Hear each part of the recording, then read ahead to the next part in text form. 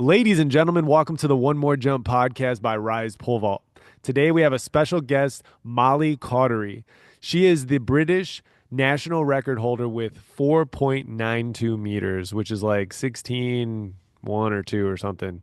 She was an incredible guest. I'm very grateful for her time. It's always a pleasure to have somebody from a different country come on the One More Jump podcast so we can learn about how pole vaulting works in their country compared to ours. And she had some just really great experiences that she shared with us. And she is very wise for her years. And yeah, we wish her all the best. And we really appreciate her time today on the One More Jump podcast.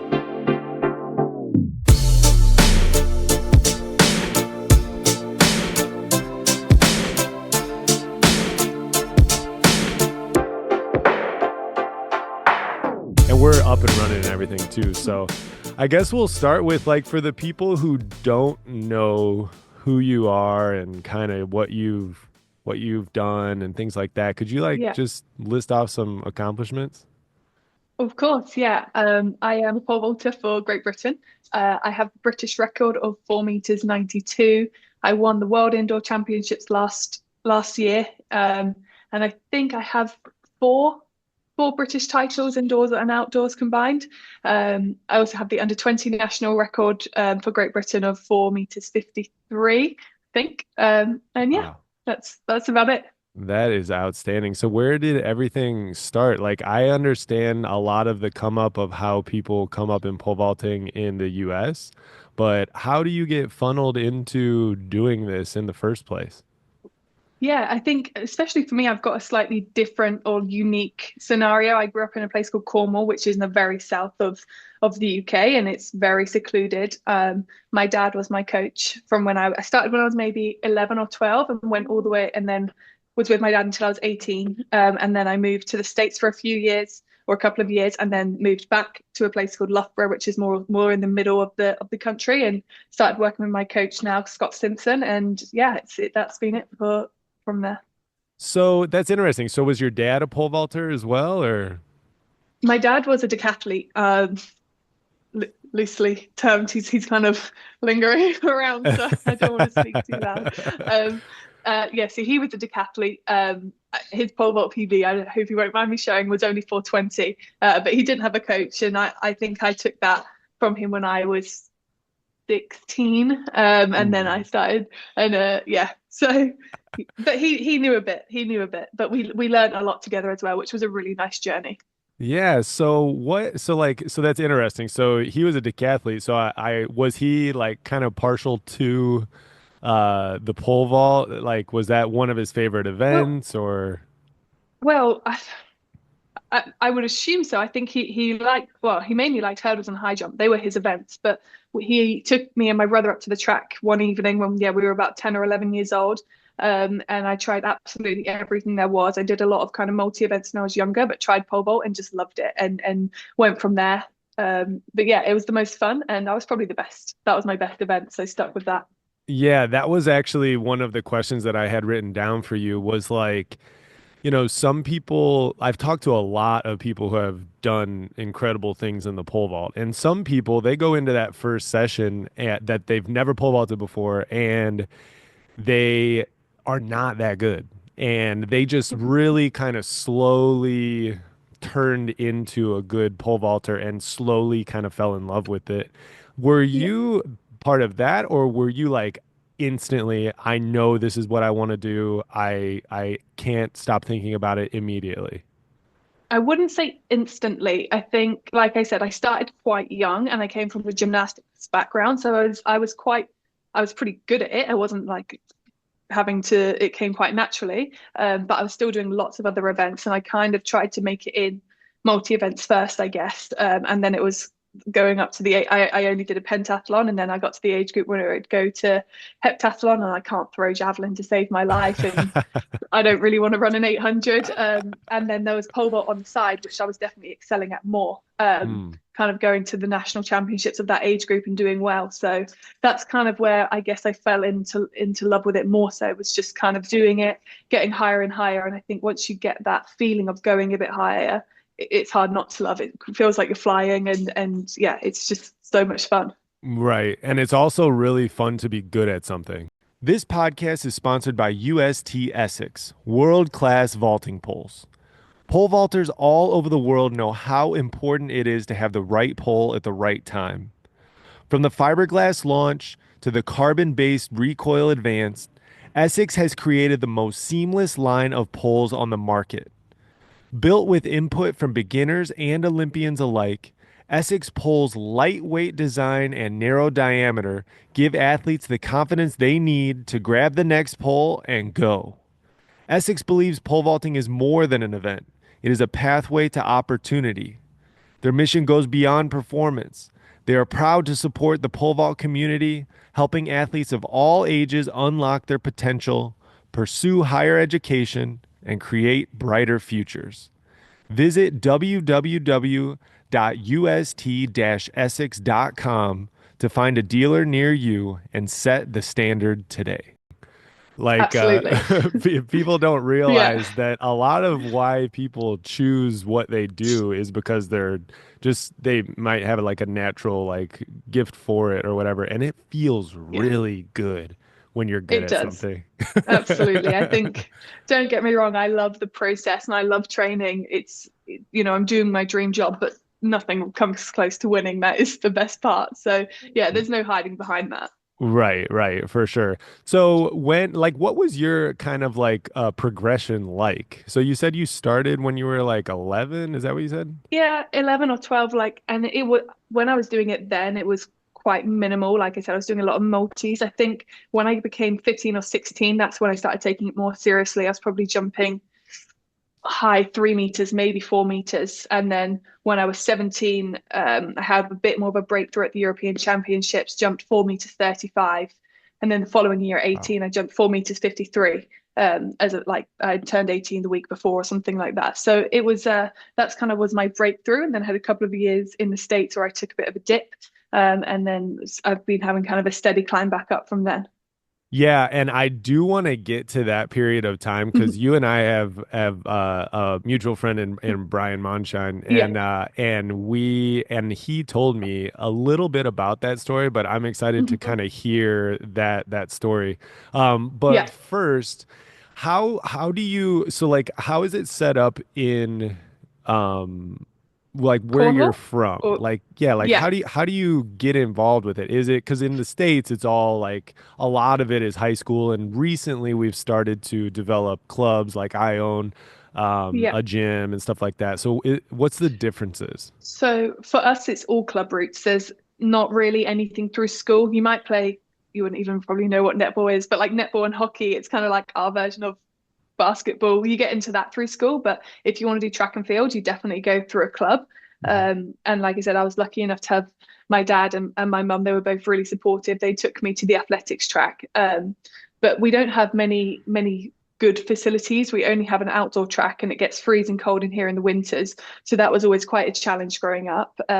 Now I live in How Loughborough. did you manage that? I think, well, I remember going to my national championships indoors and I'd only jumped like 3 times the whole winter. I think for me, pole vaulting has never been a struggle. I know that the technicality is there once I'm on the runway. For me, it was always all the other components of like the run up and the speed and the strength. So I was kind of lucky in that domain, I guess, because I didn't feel the need to vault a lot. It would be very different at this age, of course. But Yeah, as right, right. a 12 to 16 year or 12 to 18 year old, I guess it wasn't too bad. And we had occasionally our closest indoors maybe 4 hours away. We would occasionally go up and try and get a session done then. Otherwise, we're jumping in the kind of wind, rain, snow, which was never easy. But it prepares you for any conditions, and I think that still helps me now. So it gave me a great base. Yeah, we're in the Chicagoland area, and it gets really we're about to get into that period of the outdoor season where we're just finishing up indoors and then now we're going into outdoors, and this time of the year, like from March to like middle of May is just I call it the armpit of the season. Yeah, Like it is just terrible if you live in a climate like similar to yours or similar to ours where it just like it's so hard to get stuff done. And I grew up in this area, so I know exactly what you're talking about, showing up to a meet and it's like 35 and a little bit of snow Yeah. falling and it's like, what is this? This is how am I supposed to jump high in this, you Yeah, know? So exactly. actually that's a good point. So when you were younger, how did you adapt to like let's say that you're jumping really well, and then I guess it still applies to today as well. You're jumping really well and then you show up and it's just god awful weather. Like what do you Well, make? What are your adjustments? I think it depends on how bad the weather is and what you want to get out of that competition. I would say nowadays, it would be more like not my coach's decision, but he would have more of a say in it. It would kind of be like, okay, if the wind's really bad or the weather's just awful, but I have to compete, we'll probably come into 10 steps because 10 steps is like my invincible run. I could do anything of it. I can make any pole work. I'm very confident and a shorter run, there's less time for things to go wrong, or Right. my run up wouldn't be as varied and stuff like that. So I think that would always be my kind of base to go back to. Um, but when I That's was young, incredible. Yeah. yeah, when I was younger, it was like I'll just power through anything. Yeah. I probably wouldn't do that so much now, but growing up, and I think that was kind of like a superpower for me. It could be an awful crosswind or it could be a really bad rain, but because that's all I've ever known and all I trained in, it was like normal. And then when we had good conditions, I was like, oh wow, this is amazing. um so yeah, I That's think growing up, just power through. Sorry. I think no. I that was probably my number one go-to, like because we I don't know if you're familiar what we do at Rise, but we have a gym and we coach a lot of the youth and we develop content and all kinds of just random stuff in the pole vault. Yeah. But that's probably my number one go-to as a coach. Hmm. It was good for me as an athlete too, but like my number one go-to as a coach is like, hey, if you show up and it's terrible, just drop down. Just drop down Yeah. to a shorter run. Make sure you have those poles in your bag. And Yeah. everyone else is probably going to still try to do their long run and they're probably Yeah. going to get frustrated and mess up. And then you will probably be okay. Yeah. It's hard to get Definitely. a hard-headed young kid to Yeah. believe in that though. I think when you're young, you still want to kind of do things for yourself and figure things out for yourself, and that's just part of the journey. I've got a lot of trust in my coach now and everything like that. So if he was to recommend something, I'm probably going to do it. But when I was young, I was like, no, I want to give this a go, I want to prove a point. And sometimes it would work and sometimes it probably wouldn't. But yeah, I Yeah. think for the majority it was fine. But yeah. Yeah. So whenever you did end up going and transitioning from working with your dad I guess we can get into that story that you were talking about. You grow up in this way of learning how to jump from your dad, and then you leave that, and then, tell us how that Yeah. went and how you got back to where you're at now. Yeah, so like I said, I was with my dad until I was 18. I jumped 4 meters 53, with him as my coach, and he still comes with me now on training camps and stuff. If my other coach Scott can't come, so he's still quite involved. But yeah, left him at 18 and moved to University of Miami, and started jumping there. Uh, And I went from being a 450 girl to a 4 meter girl on a good day. And to be Wow. honest, I still don't put any, or if any at all, blame on them. I think it was just me kind of going to university, moving to a new country.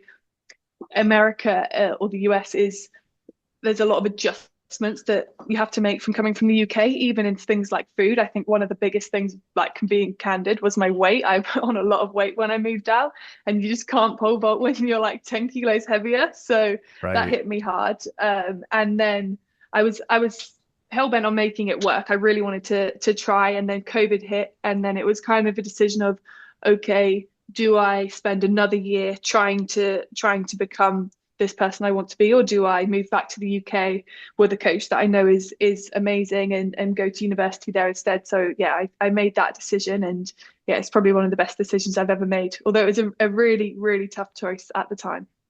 Yeah, Yeah. so I'm gonna just pry a little bit deeper Yeah. because we work with a lot of athletes, and there's a lot of athletes around the world that go through that exact same scenario that you're talking about. They go, Yeah. I mean, moving to a different country is like a totally different thing, but even, moving, across the US to go to university somewhere is a huge, huge change. And we see a lot of people. It's very rare that people go their freshman year and they get better.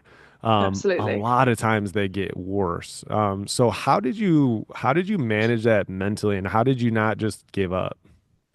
Well, I think I completely agree with what you're saying, and I don't know if it would have been any different if I went to university in the UK either. I think you move away from home, you have this freedom to do what you want. Everyone else is going out partying, drinking, and it's hard not to get involved in that. You're only young and in college or university once, so I don't actually have any regrets. But yeah, it was a really tough time. I remember always calling my mum and dad every week. I was competing, crying my eyes out, saying, I don't know what's wrong. I don't know what I'm doing. I do. I do know what was wrong, but Looking back on um, it, looking yeah. back, I know. Um, and that was really tough, kind of going from being that 450 girl, thinking I was just going to rock up and start winning everything and carrying on, and it because I had had a very kind of good progression year on year, and I just thought it would stay that way forever. And when it didn't, that was definitely a shock, especially for it to go completely down the other way. Mhm. And that was really hard, but I think I've always known I want to be a professional athlete. And when it really came down to it, it was like, okay, do I want to keep having fun, going out, doing this, doing that, or do I want to be an Olympian? Do I want to try and break the world record one day? And I think that was very easy to answer for me, and that was my answer. So yeah, I made that move to come back home. I think the first year of Scott, I went back to jumping 450, which is great to get it back that quickly. And then Yeah. the next year 460, then 475, and then 492. So I'm kind of back on that steady progression, which is Yeah. great. And those 2 years that I didn't do so well, again, I have no regrets. It was a huge learning curve. And yeah, I'm just glad to have been able to get back to where I am. I mean, everybody will be humbled at one point. Like at Absolutely. some point in your career, you're gonna get humbled. That happened to me. I went to University of Alabama my freshman year, moving from Chicago, which was a huge culture shock for me, moving from Yeah. the north all the way to the way, way, way down south. And it was crazy. And one thing that used to frustrate me, and I don't know if this is the same with you, but like I I used to hear stories of people like, well, these people used to go out and party and go crazy, and they seem to be fine. Like and Yeah. have really successful careers. And I was like, well, that like why does it not affect them? And Yeah. whenever I was on the pole vaulting, circuit in the US, I after college, I would go to these like after parties and I'd be like, holy cow, like that's pretty, you guys are going real, Yeah. real hard. Like Yeah. how is it that I'm not doing that and you guys are doing that and you guys are still like, you know, beating me so bad? And it just I think some people just have to have it real dialed in to be successful, and Hmm. some people Yeah. just don't. I don't know. Definitely. And I think now I've kind of found the perfect balance. I mean, I'm not going out partying anymore. I'm nearly 25, Yeah. but I'm not. I'm definitely have a good balance, and I still enjoy my social life, but it's very different to what it was then. I remember Scott, my coach, sat me down when I first moved to Loughborough, and we were a few months in. Didn't have that much of like an open or strong relationship yet, and he sat me down. He said, you can be a 460 girl forever, or you can maybe be a 470, 475 girl if you really focus in and cut this out and cut that out. And I was like, yeah, yeah, I'll do that. And now I've gone on to do what I've done, but actually what he didn't realize is that's just part of me. I like to do lots of things, not necessarily talking about partying anymore, but just going out, and he likes to call it being a free spirit, and he's just kind of accepted that that is me.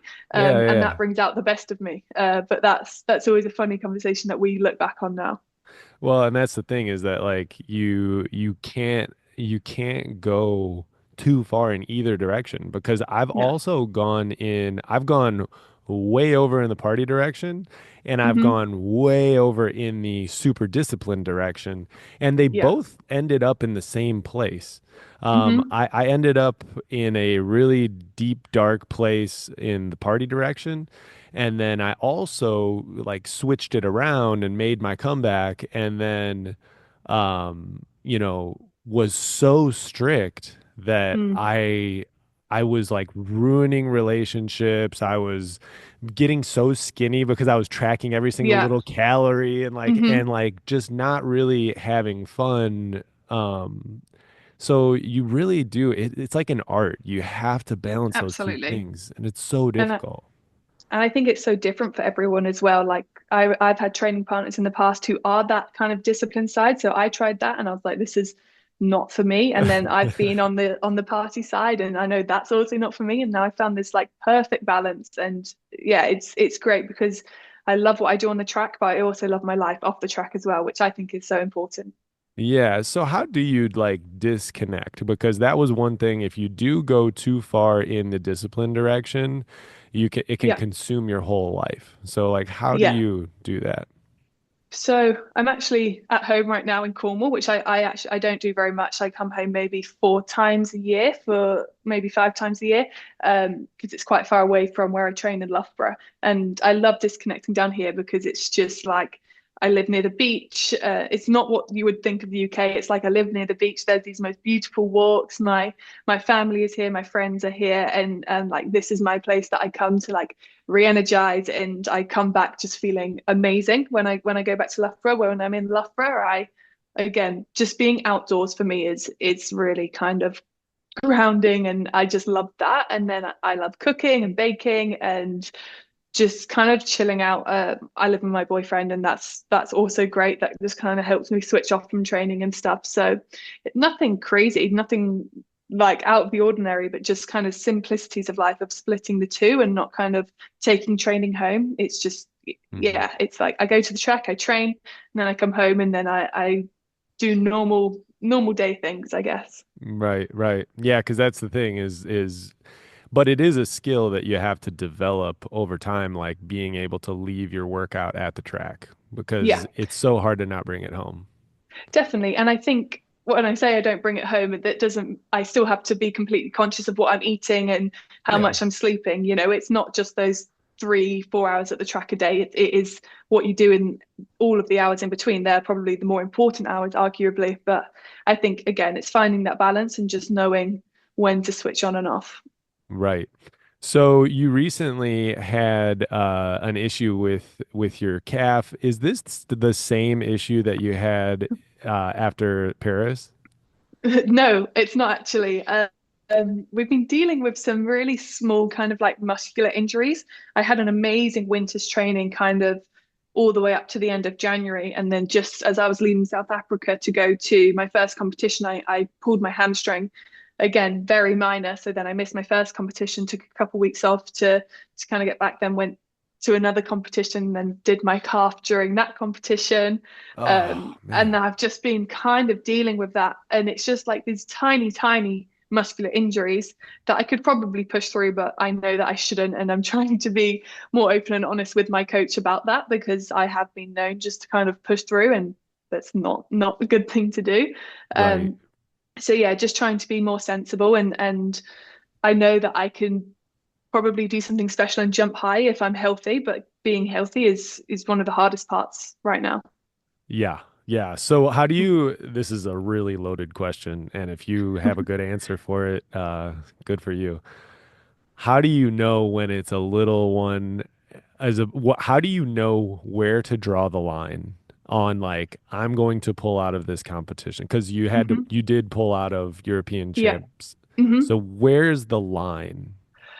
So I think I'm very in tune with my body, and that's just from being a being an athlete for so long, and I know what feels right and what feels wrong. But as I've already mentioned a few times already, is I have 100% trust in my coach, and he would never ever tell me what to do. It's always a discussion. But after it was in Madrid when I jumped 485 and I was jumping really well, I got to the end of the competition and retired after that jump because it just didn't feel quite right. It was getting slightly worse. And then the next day he was like, do you think going to Europeans is the right decision? And I hadn't even thought about not going to Europeans. And then as soon as he said that, I was like, okay, you know best. Like he really does. He's been a coach for a long time, and I'd say he's, I'm biased, but the best coach in the world. So Yeah, great I coach. can't, yeah, and Legend. I took that on board. And yeah, it's always a tough decision, but you've got to think about the bigger picture. And Worlds is it next week, and then we've got a really long outdoors, and that's more important. So to not go to Europeans, it wasn't the hardest decision, but it's yeah, it is what it is. Yeah, yeah. I mean, again, everyone has to do that eventually Yeah, at some points in their absolutely. career. The what Yeah. people don't understand is that right there, what you're talking about, that is what being an elite athlete is. Is like they Hmm. think it's just the pole vaulting. Like people think it's like, all right, yeah, it's just the pole vaulting. I go and I pole vault at meets. The hardest part about being an elite athlete is making decisions like that, like Definitely. and listening to your body and learning how to, when to do what. And that is what really makes the separation between somebody who's just your average athlete and someone who wants to Hmm. do what you're doing, because that becomes Yeah. just increasingly more important the further you go in the event.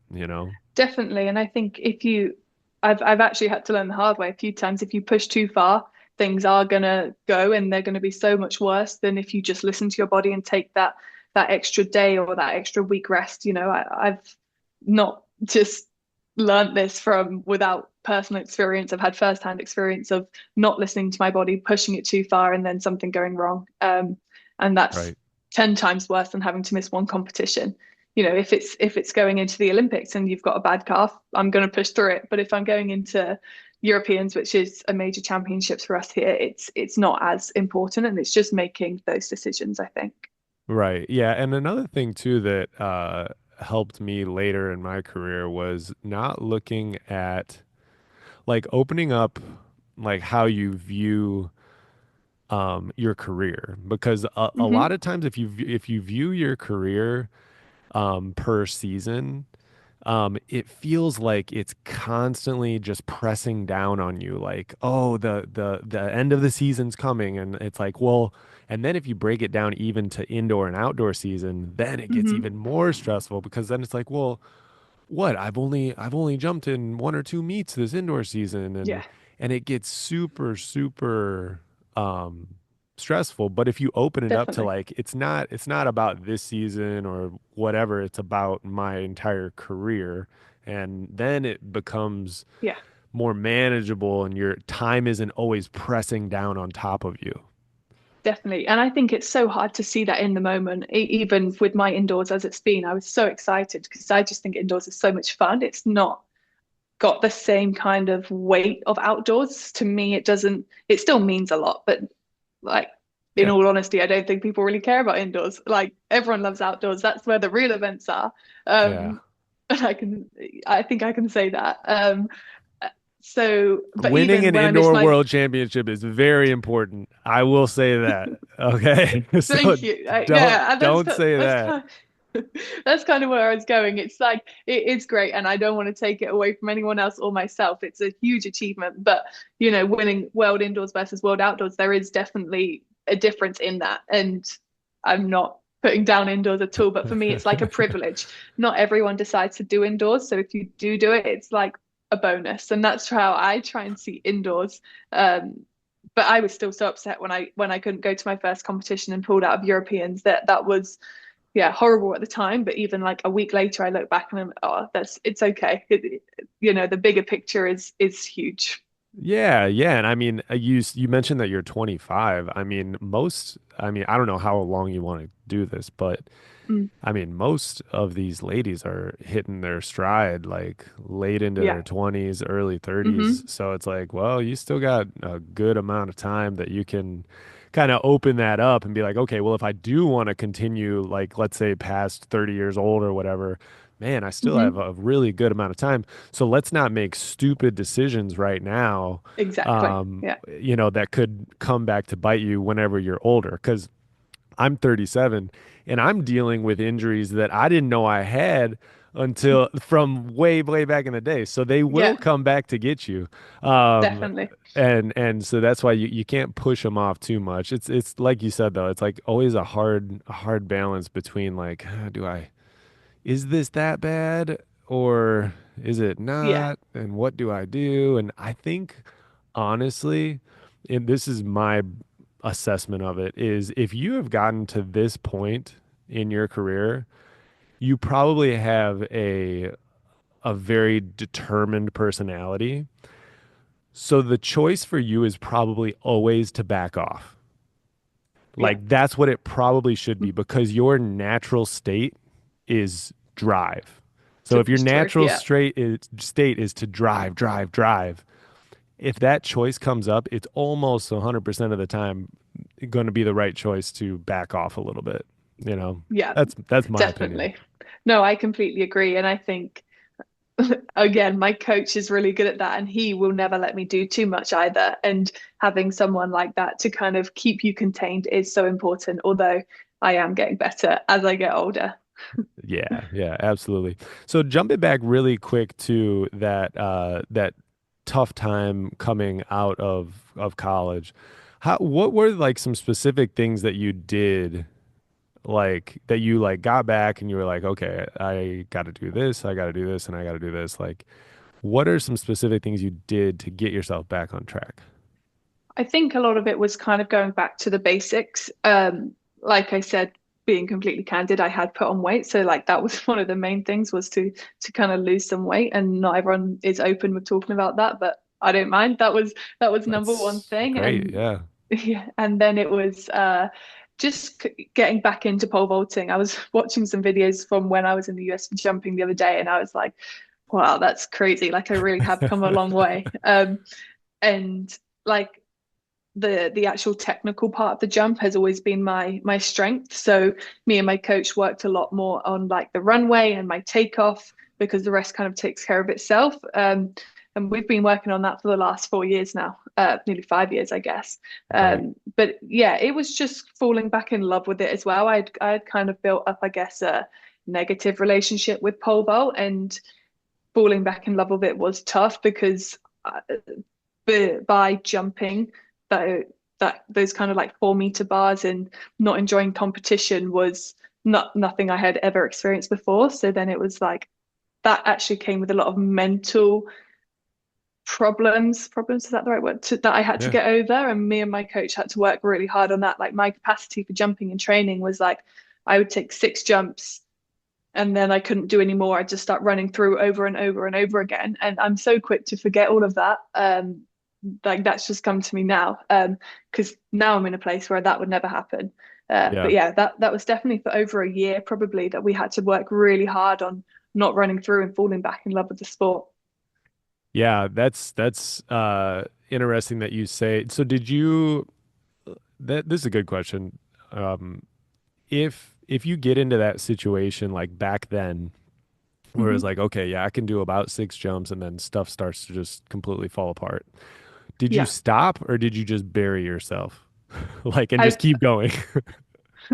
I would stop if it was. I think it was like if there's 3 run throughs, it's done. It's a wrap. We would we would sometimes like move the come back onto a short approach and go down some poles just so I can kind of get off the floor. But we kind of got to a place where we knew it was going to happen. So we would just be like, okay, you've only got 6 jumps and then it's done. So I wouldn't end up running through. It was like 6 jumps, finish the session, finish on a good note.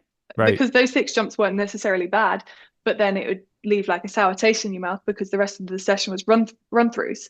So that was something again me and my coach worked on, and then over time just built it up. And I'm still not a volume jumper now. I may take maximum of 12 jumps in a session, and that's not because I'm going to run through. It's just normally my vault sessions I jump once a week. I do 6 jumps that are usually quite high quality, and it's like I can't really get much else out of the session. It's just routine each week, and there's so much more to work off the runway. So we focus on that more than anything else now. Right. I trained my brother for the last few 3, 4 years. And he was a 580 vaulter world championships Hmm. qualifier. And those are the things that we would do too. People would think we were crazy though. Like it would be like, what does Luke do in his workout? And I'd be like, he comes in, he warms up, he takes 6 jumps and then leaves. And they're like, how could you possibly get better doing that? And it's like, Yeah. because I know that he just has that's what he has in him, and Hmm. in that moment I want the highest quality possible jumps, and if that is going to fall off at all, I'd rather just not do them, like I would Yeah. rather him not do it. And then the other thing is too is you can trick yourself into getting more confident that way too, because like you Hmm. said, it's like, hey, you got 6 jumps, I know I can do 6 jumps and I know I can do them Hmm. really, really well. And so then you leave that workout and you're like, those were really good jumps. And Yeah. you leave and you're invigorated and you have excess energy and you're like, man, I could do more. Man, come on, coach, let me do more. Let me do more. And it's Yeah. like, no, no. And then you Absolutely. bring that energy into the next workout the next week, and it's almost like a psychological trick that a coach can Hmm. play on an athlete, Yeah. to help trick them into getting mentally confident. Absolutely. And I think you've described it perfectly there. Like I said, a couple of years ago, I'd be almost begging my coach to let me stop. Like I can't do it. Like I'm running through, and now I'm taking jumps. And I'm like, oh, let me take some more. Like I feel great. The jumps feel great, but he'll wrap the session up because it's like there's nothing more to really take from it. It's you've jumped really well. Come back and jump really well next week, and like you said, use that energy. And I think Right. that's actually a really great place to be in. Yeah, for sure. And a lot of people that would balk at that, they would say, "Oh, that's you can't get better. Like, what are you going to do for your endurance? Because, hopefully you're going Yeah. to take more than 6 vaults during a meet." Hmm. And this is what I would respond with is I would say, "Well, we also have the biggest training session of the week, which is the meet." Hmm. So that Yeah. meet is also a training session. And if you do your Hmm. 12 jumps during that meet, then you just trained your endurance to be able to do 12 jumps, and that Exactly. counts. Yeah.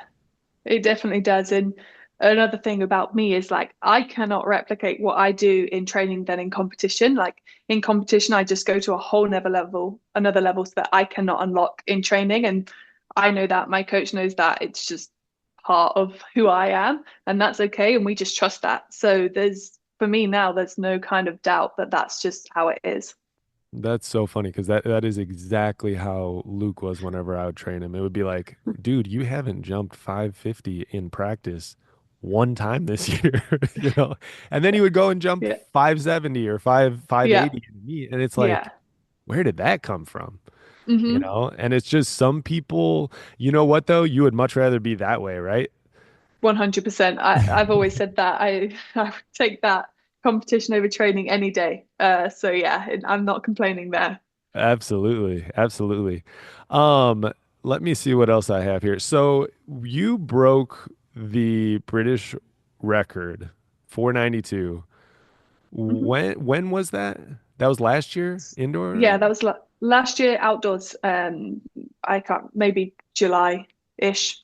Yeah, Okay, gotcha. yeah. So take us through that day. Like So how that's did that happen? so talking about training and competition. It was funny. My coach was away um, for that competition, and I was going to be at home just training, but I kind of said like, or he said, why don't you just come and train at this meet instead so that I can be there for your training session, but we can just do it at the competition. I said, yeah, that sounds good. It means we can, not have to get a sub coach in, like you can be there. So we went, and it was in France, and France put on the best meets. They've always got great crowds. It was a street meet with boys in one direction and the women in the other.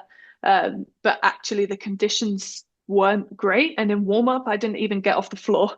Or Wow. maybe I took off 8 steps, but I just couldn't take off. So in the competition, we started on a really small pole. We did go back to 14 steps and started really low and built through the competition. By the time the bar was at 492, it started to rain. But I kind of like those situations because I'm like, it's raining. I either clear this bar or I have to jump again. So it's like, okay, let's take the pole and just go. And yeah, it was so much fun. It was great. It was absolutely unexpected. We were not kind of going there to jump any crazy heights. It was just a training session. And then yeah, jumped 492 in the rain, and it was great. And the rain makes it way more badass. If I mean breaking the record is super badass, but Yeah, doing it in the rain yeah, is pretty yeah. sweet.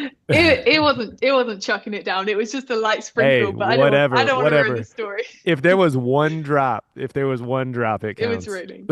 Yeah.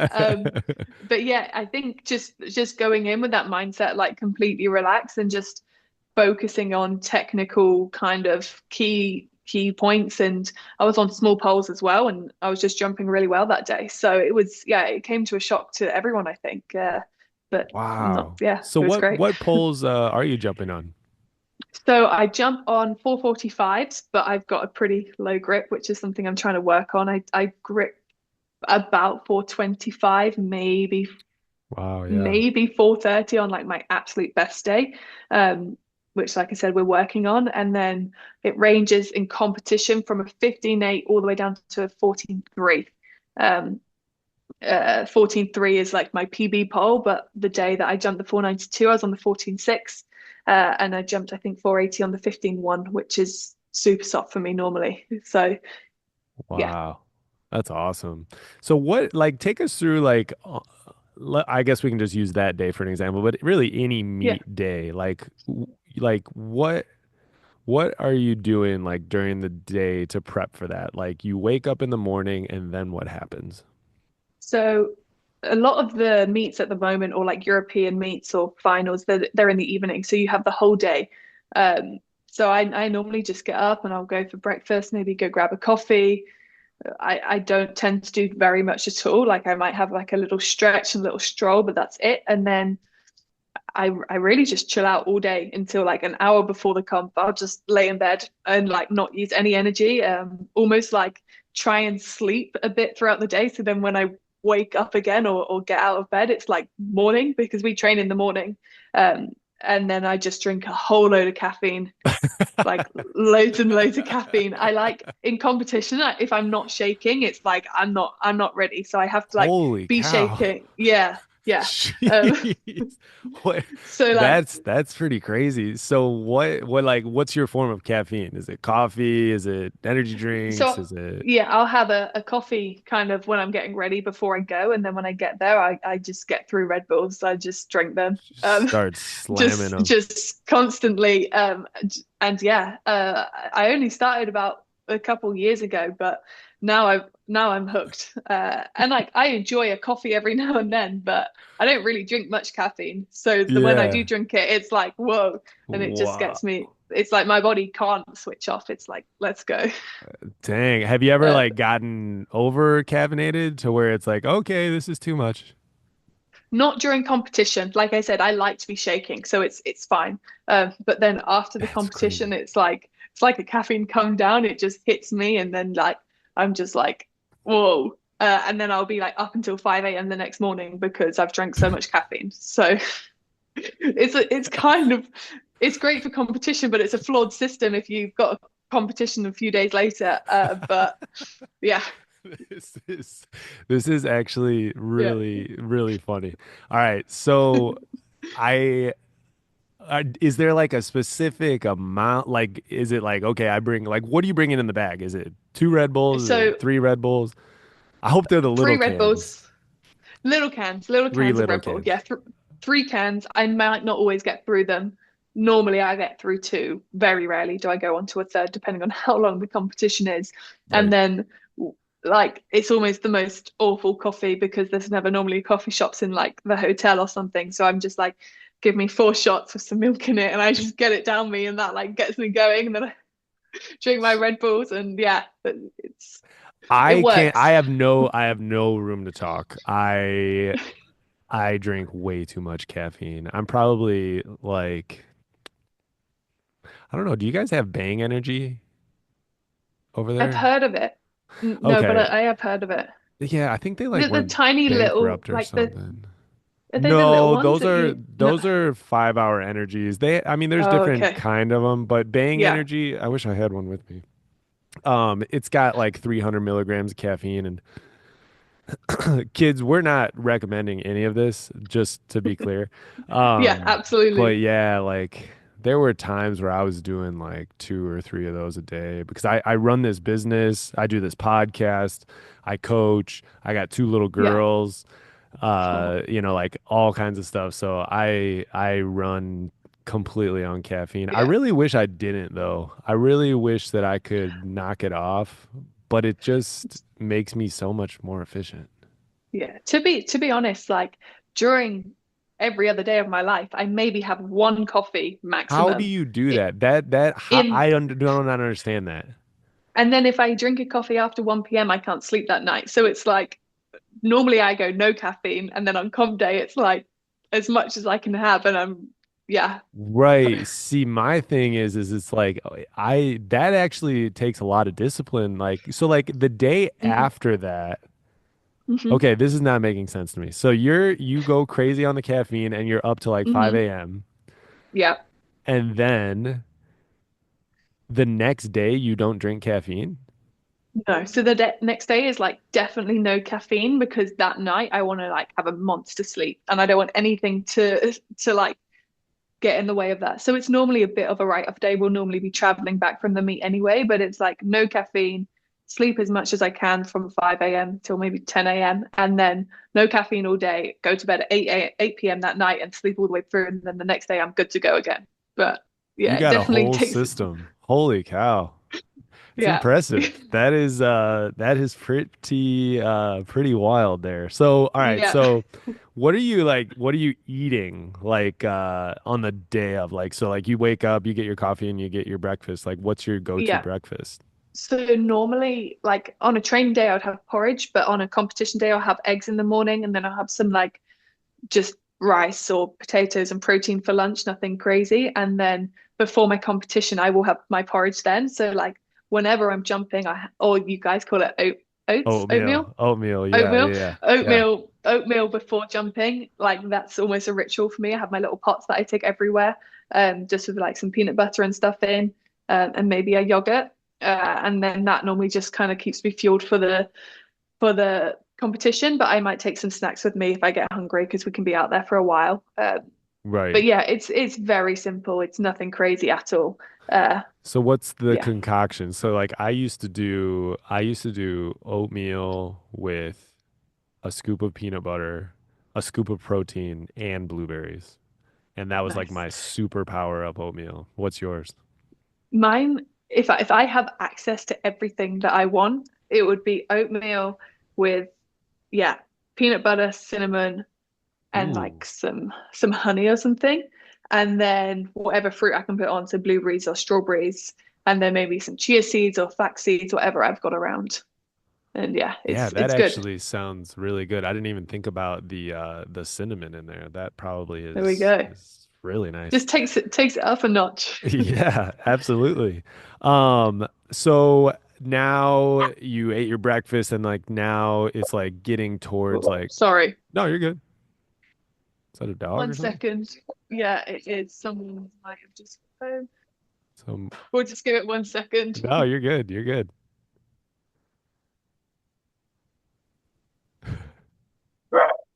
Uh-oh. Okay, I think we're good.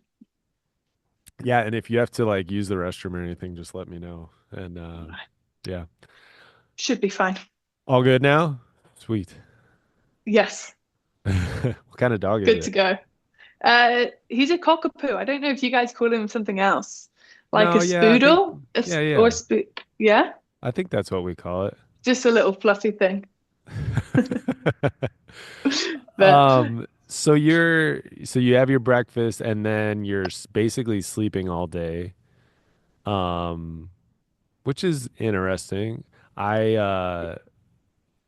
yeah. So you just like watch TV or Yeah, pretty much watch TV, read a book. Like I said, I might go for a little stroll, but nothing too crazy. I just like to be fully rested. I remember when I was in college in the US that it was always like if we had a competition that was normally in the daytime, they'd get us up at like 6 a.m. to do a pre-meet Ooh. and like yeah, that was I not don't for me. understand that stuff, man. Some of the stuff we hear from the college situations is actually insane to me. Like that right there. Like why? Yeah, no, it was crazy. Like for me, sleep is the most important thing. So when we were then having to like get up at 6 in the morning and sacrifice sleep, it was just so counterintuitive. And it was never really a choice. It was just kind of like this is what we do. It's scientifically proven to help. But I think like on comp day, it's what works for you. Right. Yeah. Yeah, And that yeah, I think that is a really good point because what's hard about having, pole vaulting and track and field as a team sport is like they treat it like basketball or football or yeah. whatever, and it's like it's different than that, and they're like, well, we need to be a team, and we need to wake up at 6 a.m. and show our commitment to each other, and Hmm. and all of these different things, and it's like in my opinion, like I've always struggled with that because it's like, hey, guess what? My commitment is I'm gonna try to score the 10 points. Like that, and Yeah. however I can do that, that's what you should want for me Hmm. is to give me what I need to do to score the points for the team. And if Exactly. it's not waking up at 6 a.m. to do a pre-meet workout whenever, if that's out of the ordinary, then Yeah. why are we doing that? Like Yeah, that exactly. bothers And me. I would never do that now. Like I said, I like lounge around all day. Well, yeah, that's actually a great point. So here's my question is, how many of your pole vault friends that are elite pole vaulters do that? Do you know what? I don't know. I've never really Probably discussed this. zero. Do you not, is that not normal? No, getting up at 6 a.m. to do Oh, like sorry, a to get up a 6 pre-meet. a.m. Yeah, yeah, Sorry, I yeah, thought you that's what meant I mean. lounge around. No, none. Zero. No, Yeah. no one will get up at 6 a.m. Like Yeah. imagine like if you went across and you just interviewed all the guys and all the girls on the elite scene and you were like, "Hey, how many of you got raise your hand if you wake up at 6 a.m. Hmm. to do a pre-meet?" Like, nope, Hmm. nobody's Yeah. doing that. I Yeah. do think that the majority of them are laying in bed watching TV. What Probably. what else are you Probably. gonna like? What else are you gonna Yeah. do? It's not like you can like, Yeah. go hang out at the beach in the sun all day before your competition, you know? Exactly. And to be honest, I don't really love competing in the evening because I find it hard to just like lounge around. I want to be out doing things, but also I don't want to be using up all my energy. So it is a bit of a not a skill, but it's again that discipline just to kind of keep yourself contained, ready to compete in the evening. I think that is a huge skill that, you develop over time is your ability to be able to compete later in the evening. And like, what do you do with yourself during the day? I think you probably get better at that the more you do it. Yeah, because when you're like kind of at getting towards the higher heights and you've got a late competition, you can be competing at like 10, 11 p.m. at night. And that's like out of the ordinary. You would never train at that time, or I would never train at that time. So Right. we train at 10 in the morning. So it is very different and it's getting used to that and doing what you can to be prepared for that. Yeah, that's a great point. Okay, so now you've laid around, you've watched all the TV. Actually, really quick, what's your like go-to like TV shows or like So stuff to follow or whatever? I love reading like fantasy books. So I if like and that just takes me away. Like I can just read for hours and hours. So that's great. And if not like TV wise, I just like to watch really silly like short sitcoms like at the moment I'm watching How I Met Your Mother. I've been through like Brooklyn Nine-Nine, Friends, all of like the 20-minute things that are just really easy to throw on in the background. Yeah. They take no brain power, they're just on. And like for a comp day, that's perfect. Absolutely. So you do that all day and then you get to the track. What do you start with? So it's always like I normally would just have like a little bit of physiotherapy, just to a couple of checks to make sure the body's good.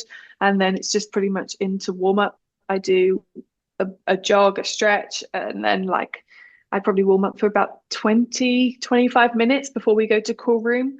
And then call room, and then we're out on the track an hour before. And I don't take too many jumps. I like to keep it really short and sweet. So maybe like from 6 steps to 14 steps, I take 4 or 5 jumps and then wrap it up, and then we're into competition Are these full jumps or are these like drills? drill. So I'll do like 1 of 6, 1 of 8, 1 of 10, Okay. 2 of 14. That's normally what I would kind of progress through. And then yeah, 8 steps is obviously bent pole, but before that, so maybe 4 bent pole jumps and a couple of drills. Okay. Gotcha. Yeah, So what type of person are you? There's like generally two people in a competition. So yeah, when you take a jump or so you do your full warm up and you're waiting for your opening height. And let's say that you're gonna pass a few bars to get to hmm that opening height. So in the time between when you warmed up, when you finished your warm up and yeah. you come into the competition, what are you doing during that time? Are you sitting around or are you one of those people that has to like stay warm and keep sprinting and stuff?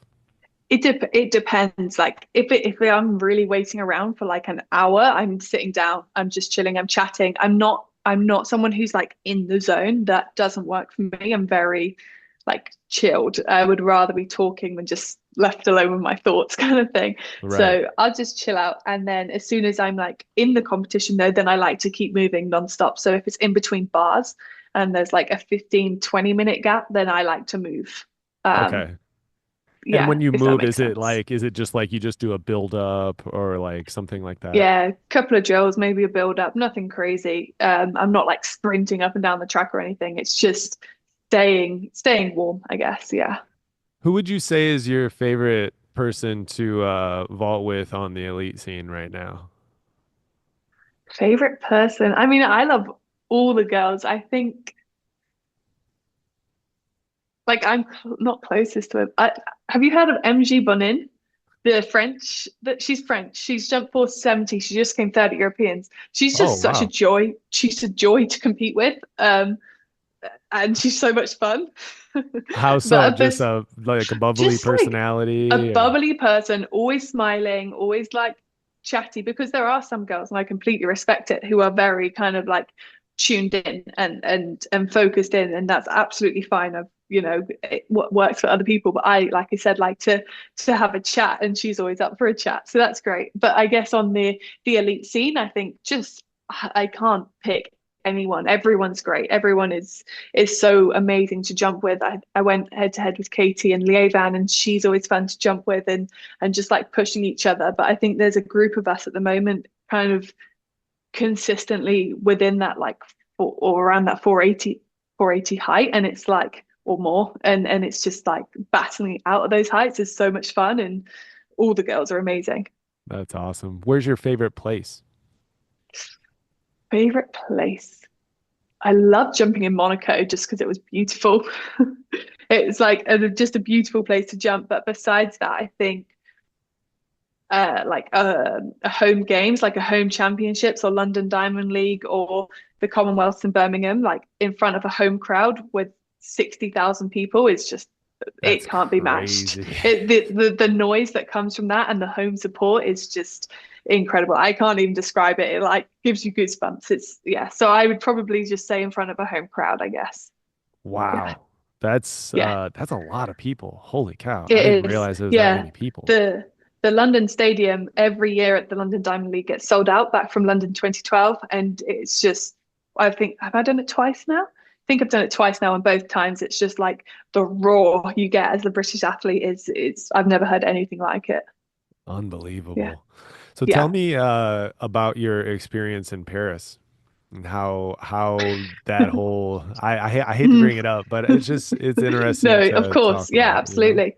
Uh, it's so weird because I still don't really have an explanation for it. Like I've gone over it more than like hundreds of times.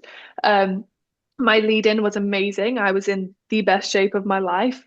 And I don't want to put it down to like crumbling under the pressure because I don't see myself as that. I normally am a championship performer and Right. I've proven that before. So like I hate to just put it down to having a bad day, but I honestly still think that's what it was. Um, like on average, I probably know height once a year. And that happened to be at the Olympics and the biggest competition of my life.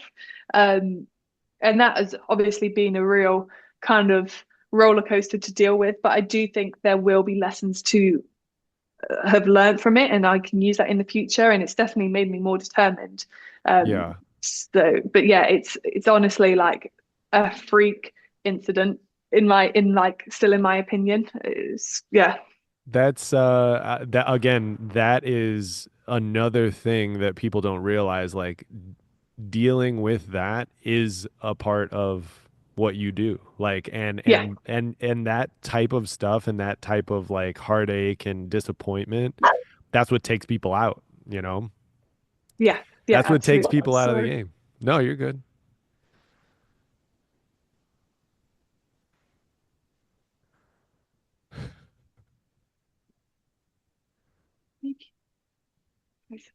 Thanks. Sorry, if anyone walks by, he like goes crazy. No, no problem at all. Back to Um, it. Sorry. yeah, yeah. So that I think is the thing is that that is part of the game. Part of the game is Yeah. dealing with disappointment, and most the reason people don't one of the reasons why people don't get to the Mm. level they want to get to is they just can't deal with the disappointment. They're just sick of Def it, and they can't handle yeah. anymore. You know? Yeah, definitely. I Yeah. was just gonna say it's like this is a absolute dream job and I love what I do and I wouldn't like sacrifice it for anything, but it does come with like its hardships and from the outside it can just look like fun and games. But yeah, it definitely comes with its challenges and disappointment and dealing with that is definitely one of the biggest ones, I'd say. Yeah, yeah, Yeah. it's a difficult thing. What about like just the experience of being there? So the experience was amazing. And like one thing that I always try and do in a competition is like take a moment to appreciate it. And I did get to do that before I know heighted. I was sat there like just looking up at the crowd. The track was beautiful. Like again, there was probably 40 to 45,000 people in that crowd and the roar that they were giving for all of the athletes and the French athletes, of course, was amazing. And it was so much fun. And like the Olympic Village was everything that I thought it would be. And yeah, like although it wasn't the Olympic experience I was hoping for, it was still an amazing experience in itself, which is Right. great because I still managed to take something from it. Yeah, and there's very, I mean,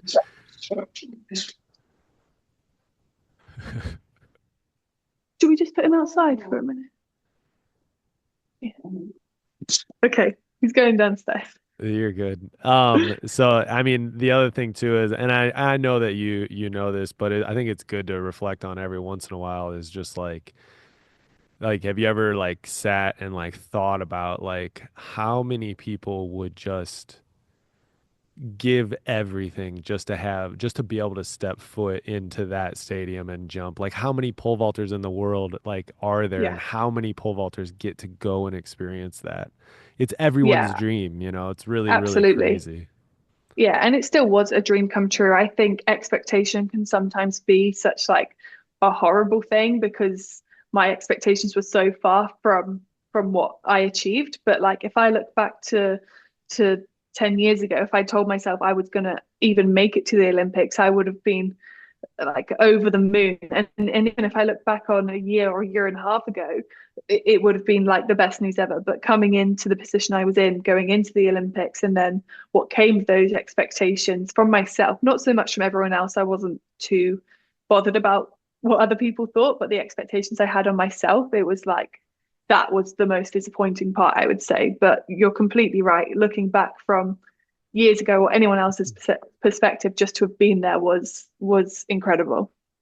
But I know that that's not all you want. I Yeah, know I no, know I understand but that that's part okay. too. Yeah, and that's okay. Like I said, if anything, it's just made me hungrier. Like it Yeah. doesn't define who I am, and I've come out this year and I've jumped a 485 bar, and I know I'm in good shape, and it's it's not the end of the world. It's just a bad day. Yeah, yeah, absolutely. So, what was there a time that you like kind of crossed over into like where you made like an insane amount of progress that you turned into like a different thing? Was there a moment in So time or a season? in Budapest 23, at the World Championships, I jumped for 475, which was a PB, and I came fifth, and that was like a bit of a breakthrough, and it was great. And at the time, I was like, wow, like I just came fifth at the World Championships. That's amazing. And then we went into indoors last year, and that I guess that was where I had my real breakthrough. I was jumping 80 every week week in, week out, and then went on to win the World Championships, and then won my first Diamond League, and got to all the other Diamond Leagues, and started, jumping with the big girls and stuff. And like that was definitely my breakthrough year.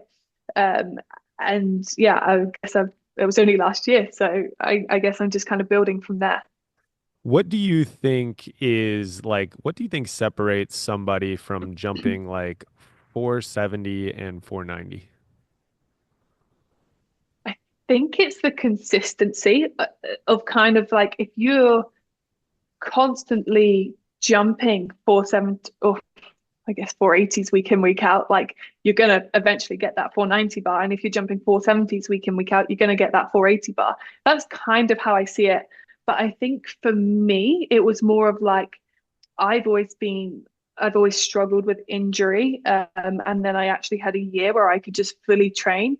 And that's where I kind of just jumped from that 470 to 490 straight away. There was kind of no middle part. It Right. was a fast progression. But there's no backing away. Like as pole vaulters, you like when it comes down to the numbers, you kind of have to be a certain speed or grip a certain height or do this or do that or have a combination of them all. Like I grip very low. I'm not super fast, but I can get down that runway and I move through the wall. But I think that's just the great thing about pole vault is there are so many different ways that you can do it. Right. And Sorry, I so kind of went on off a tangent there. no, no, no. That's a really, really good point. So what do you think? You said you don't think you're I don't have any numbers on you. The grip number Mm, was a little bit surprising. That's a really yeah, great push, yeah. Hmm. from that grip. I don't have any speed metrics on you or anything like that, but you said you're not that fast and you grip No. not that high. So how are you able to make it happen, like you So personally? So off the pole vault runway, I am not very fast. Like if you tie me over 100 meters, I don't know what I'd run, but it wouldn't be anything special at all. But if you put a pole in my hands, I'd probably run the 100 meters in the same time. So I Oh, guess that's one thing that I'm good at is like I don't lose speed. And then through takeoff, my coach calls it like running through. Like I do not slow down into takeoff at all. So what speed I do have, I get to carry it all the way through. that's And I'm great. not super slow. I think I run like maybe 8.6 meters a second with a something like that. So Yeah, it's not like that's super. not slow. That is It's not not slow. slow, but it's not. It's also not as fast as some of like the other elite girls that are jumping super high. Maybe not even. Maybe like 8.5. I don't know. Somewhere mid eights. Yeah, Um, no, I understand. Yeah. it's nothing like that will blow people's mind. And I'm gripping 425, which also is it would be considered reasonably low. But I think again, like my technical work on the pole is where I gain a lot, and my push is probably the best part as well. It's just kind of I figured that part out. So now we are working on that speed and that grip, hoping it will all just come together. You just like I've watched your vault quite a bit and like you just time up your timing very well. Like on Yeah. the pole, And absolutely. And like it is definitely my timing. I think again, like pole vault, you can do it in lots of different ways. I've got a very soft kind of left arm, and lots of people would look at that and say it's wrong, but it's something me and my coach again have kind of like worked with and figured out, and now it works really well for me. So that's a good point too, is where are you guys at with at this point in your career?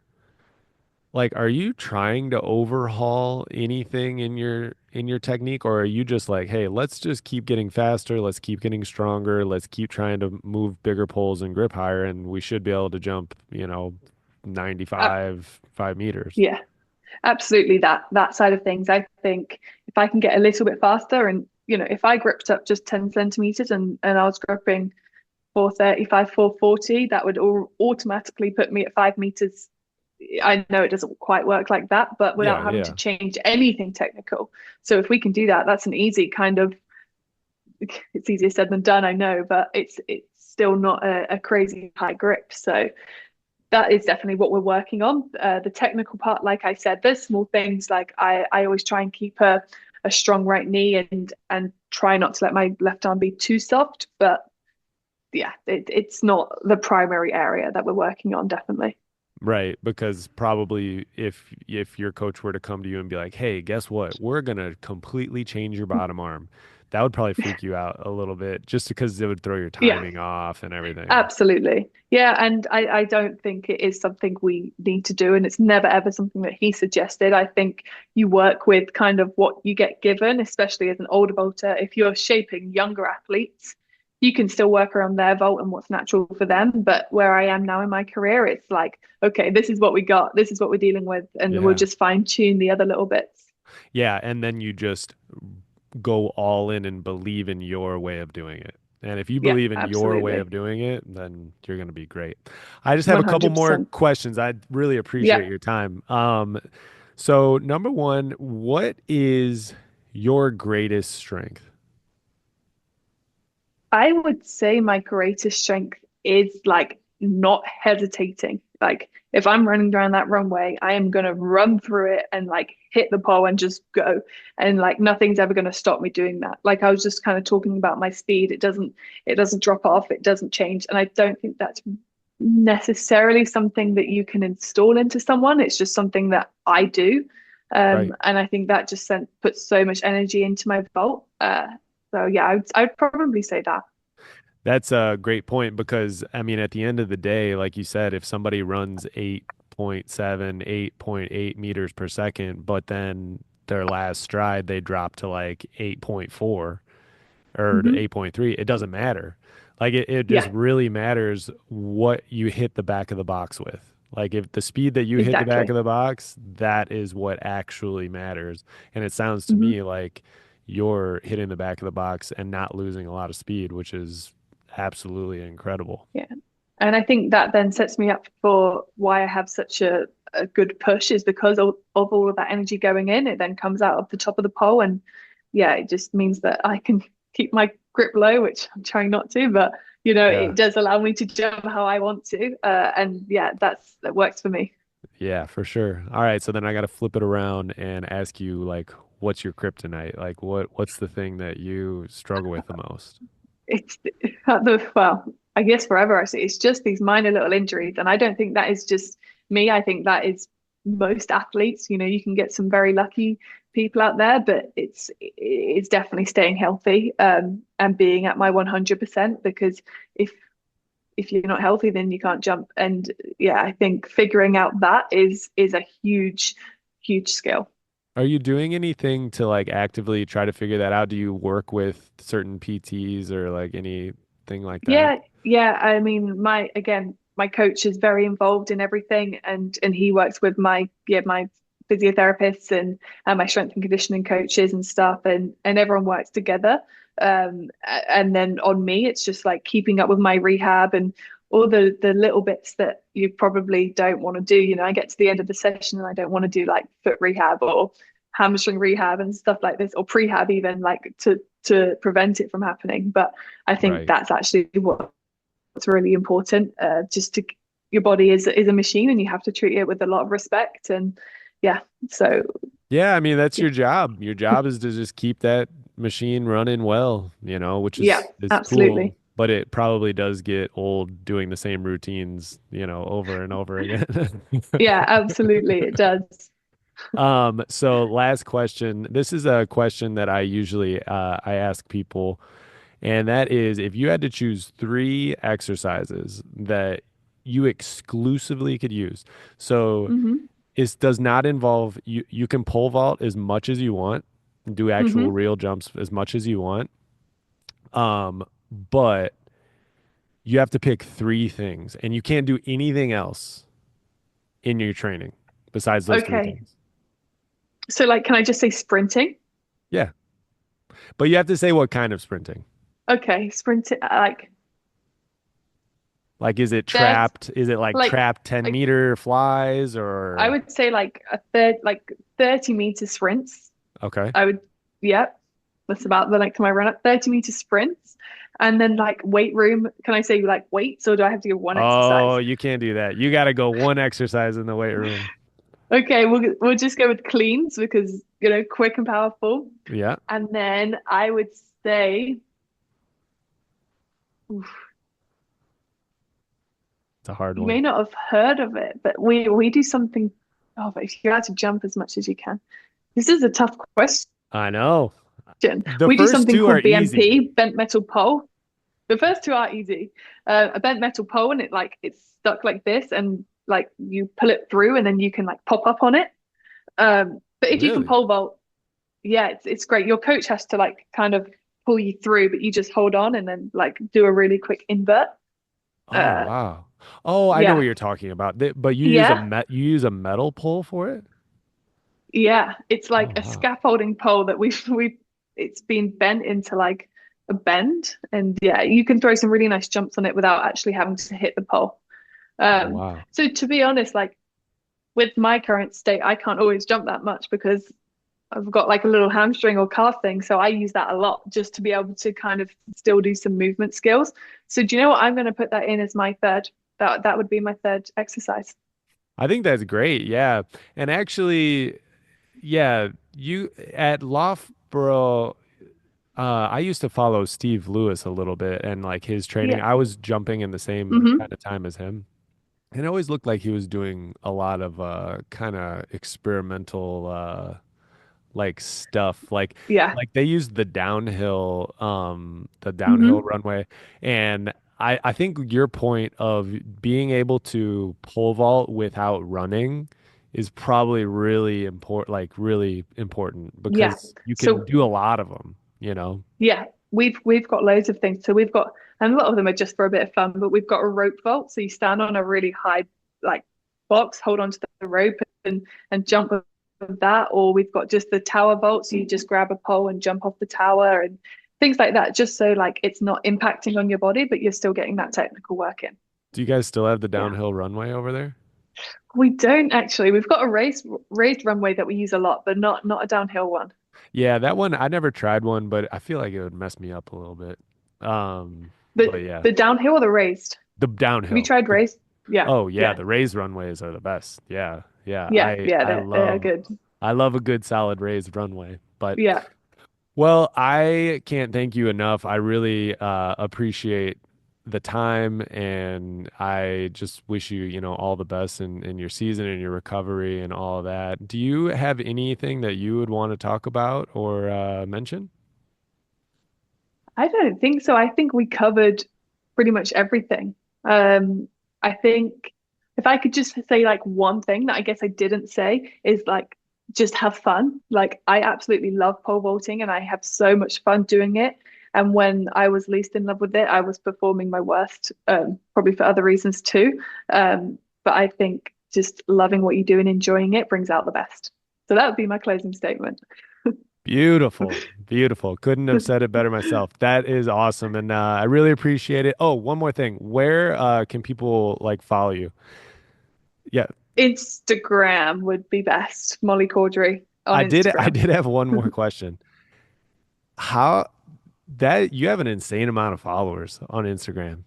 Hmm. That's insane. I like snooped around a little bit because I was like doing a little research on you and I like Yeah, pulled up your Instagram page and I was like, holy cow, that's crazy. honestly, you, like the majority of them actually just come from pole vault videos as well. Like if you get a pole vault reel that goes viral, Yeah. just like thousands and thousands of followers from that.